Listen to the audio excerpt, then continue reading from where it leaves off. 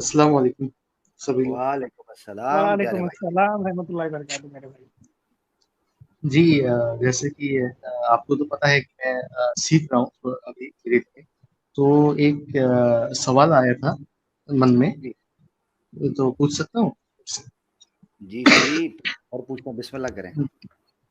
जी, ये सवाल ये था कि जो आर्य समाजी होते हैं, उन लोगों का एक कॉन्सेप्ट होता है कि जो सोल होता है, जो क्रिएटर होता है और जो प्रकृति होती है, वो इटरनली एग्जिस्ट करती थी, मतलब हमेशा से ही एग्जिस्ट करती थी। सो वो लोग एक सवाल पूछते हैं कि अल्लाह जो है उन्होंने हमें बनाया क्यों? तब आप लोगों का जो जवाब होता है वो ये होता है कि मतलब उनकी इबादत करने के लिए बनाया। तब वो लोग काउंटर सवाल पूछते हैं कि अगर इबादत करने के लिए बनाया है तो इसका मतलब अल्लाह जो है वो इबादत का भूखा हो गया। तो इसको आप किस तरह से आंसर करेंगे? सैम भाई,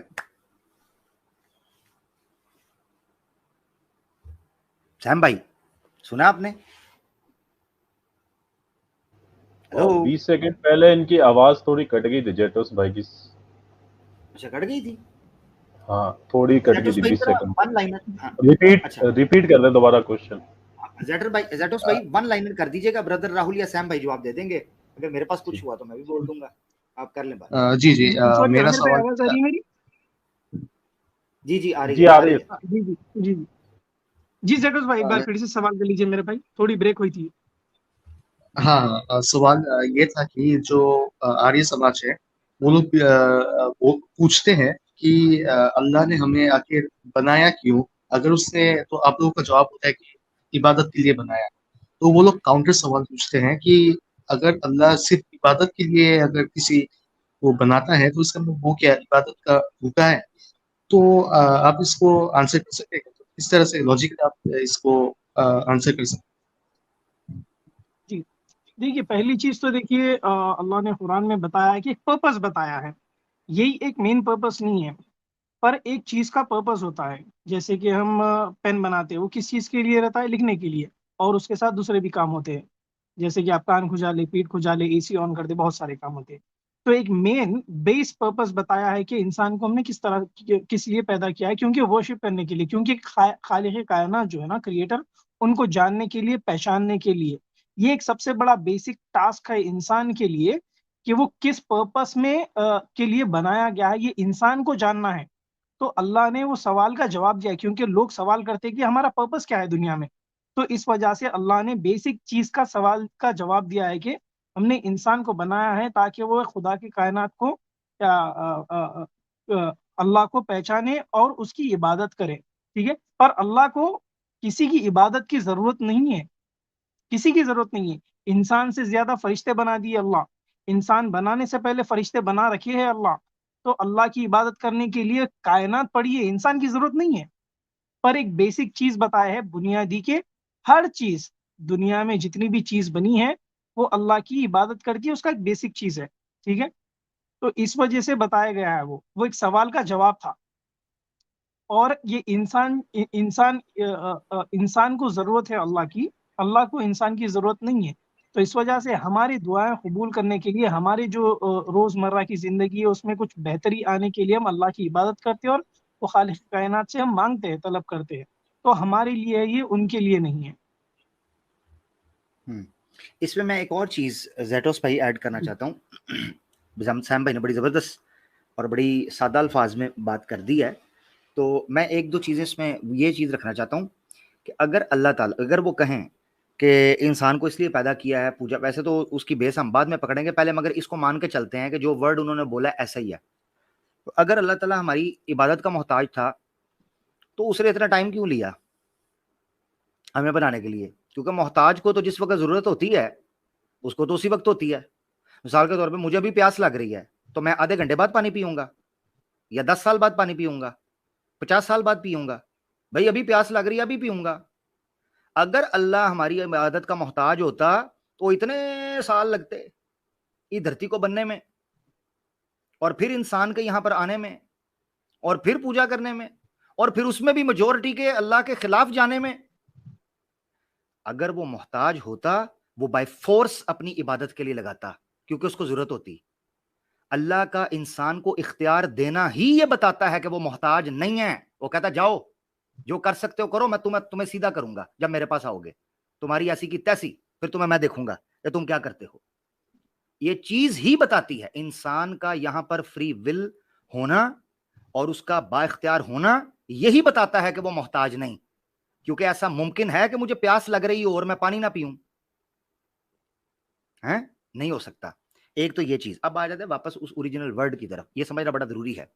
وہاں جو ورڈ استعمال ہوا ہے وہ ہوا ہے کہ وما خلقت سورہ زاریات میں, اعوذ باللہ من الشیطان الرجیم, وما خلقت الجن والانس الا لیعبدون, وما خلقت الجن والانس الا لیعبدون. ان کو یہاں سے دھوکا لگا کہ عبادت کا مطلب پوجا پاٹ ہوتا ہے. قرآن میں یا عربی زبان میں عبادت ورڈ بہت براڈ ہے, ٹھیک ہے, بجائے اس کے کہ صرف پوجا کے ساتھ خاص کیا جائے کہ پوجا پاٹ. عبادت اس سے براڈ ورڈ ہے. عبادت کہتے ہیں یا عبد کہتے ہیں جو بندہ کسی نظام کو, قانون کو اے ٹو زی فالو کرتا ہو, اس کو کہتے ہیں عبادت, ٹھیک ہے.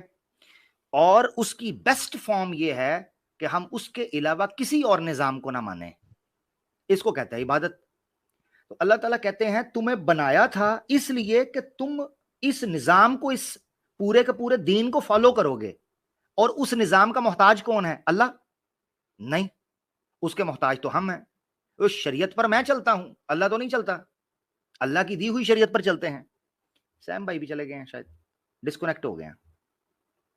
اب سیم بھائی کے لیے یار مجھے لگتا ہے جگہ بنانی پڑے گی, ٹھیک ہے. بہرحال میرے خیال سے ہم دیکھتے ہیں, اگر سیم بھائی مجھے میسج کرتے ہیں تو ان کے لیے جگہ بنائیں گے, ورنہ بس ہم کلوزنگ کی طرف ہی جا رہے ہیں.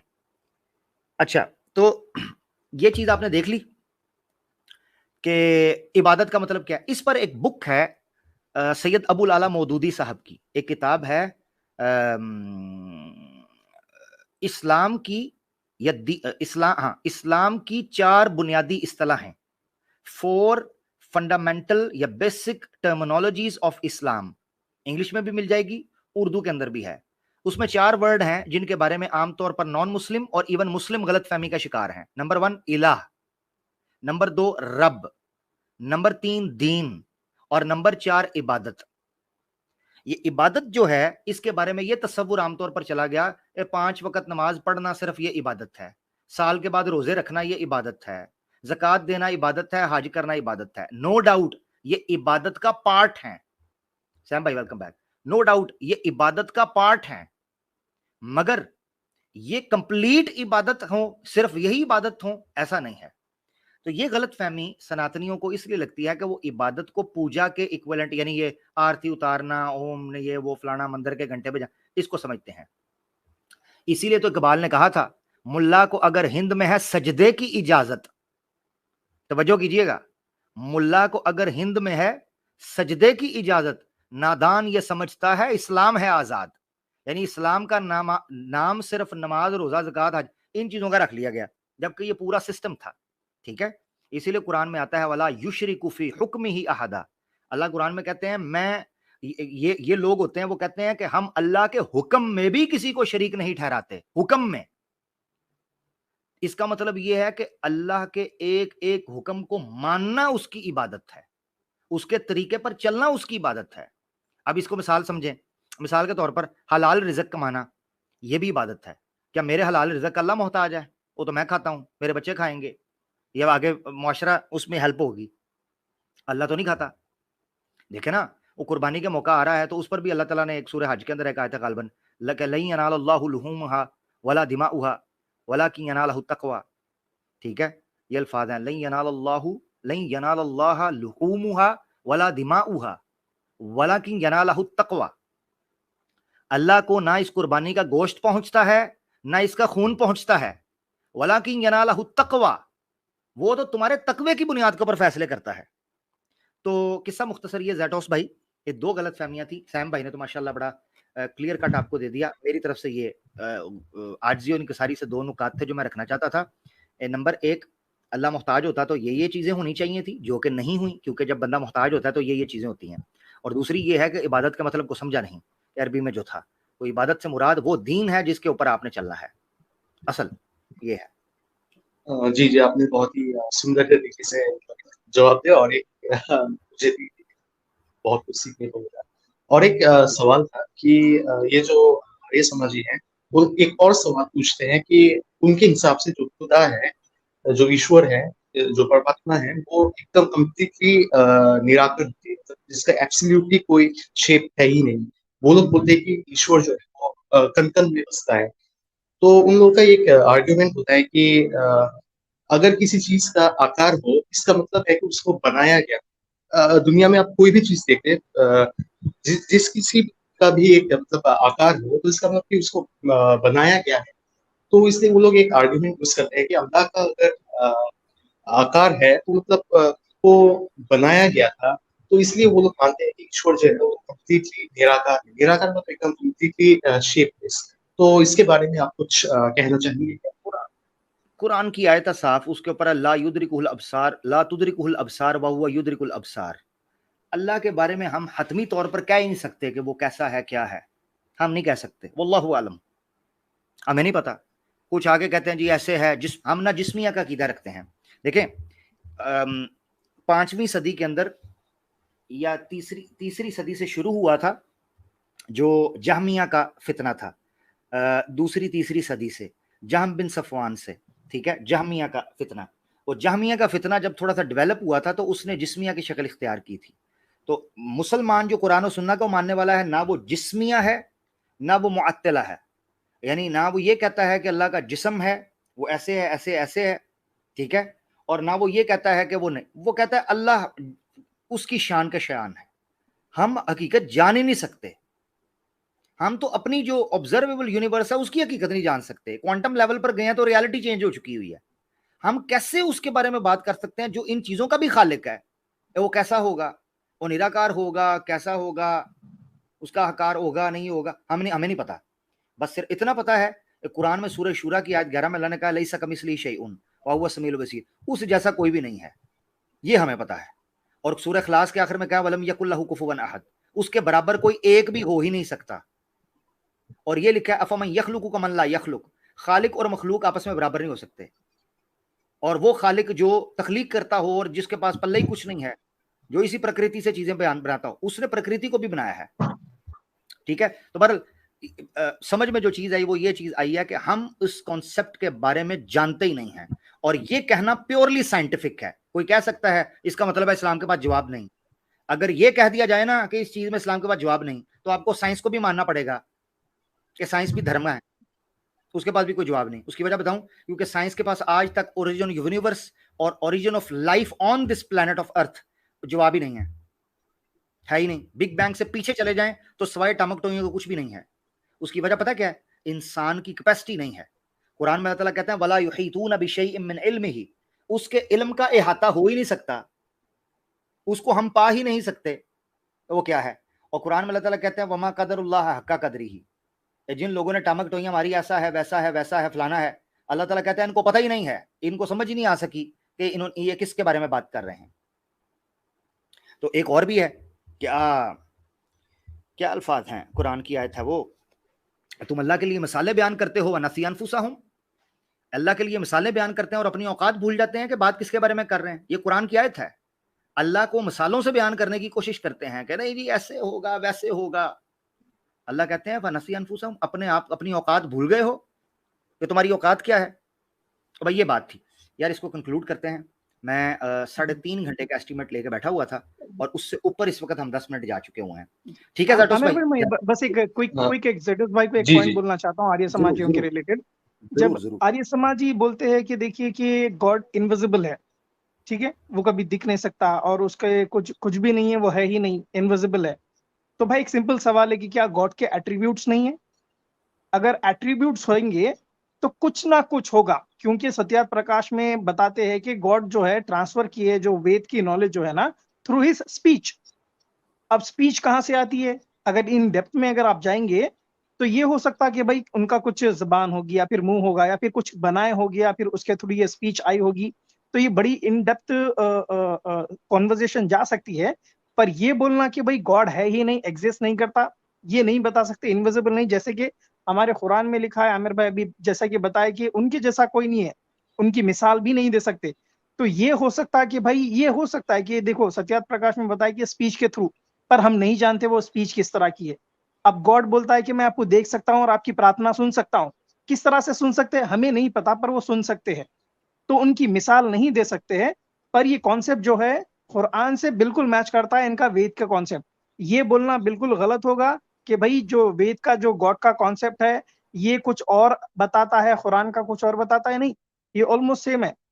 इसके ऊपर क्लासिकल डिबेट्स हुए हैं भाई, बड़े बड़े पंडितों के फिलोसफिकल डिबेट्स हुए हैं, ये गॉड किस तरह से हो सकता है और गॉड का कॉन्सेप्ट क्या है वैदिक धर्म में और इस्लाम में।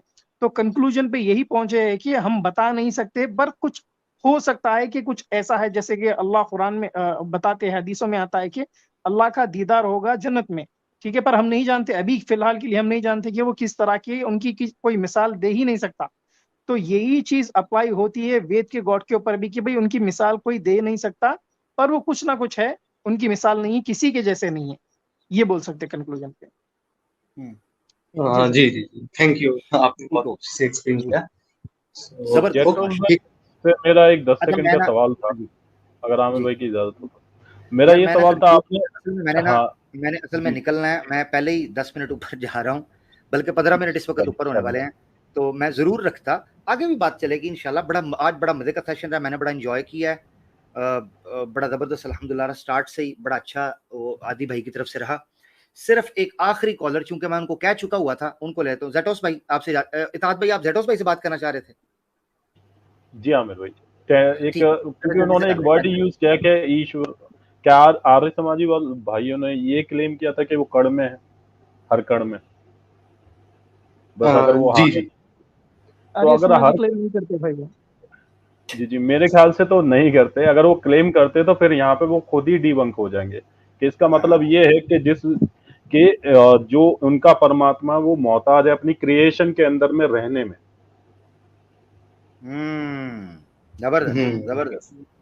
yes, तो yes. ये सारी चीजें हैं, अगर उन्होंने क्लेम किया है तो, क्योंकि वो यहाँ पे नहीं है, आपने क्लेम किया है, तो मैं आपकी तरफ से जवाब दे रहा हूँ। नहीं उनका नहीं, जो वो क्लेम करते हैं, यानी स्वामी दयानंद सत्यार्थ प्रकाश ने जो क्लेम किया हुआ है, ये जो आर्य समाज का ऑफिशियल क्लेम है, उस एतबार से भी उनका ईश्वर सर्वशक्तिमान नहीं है।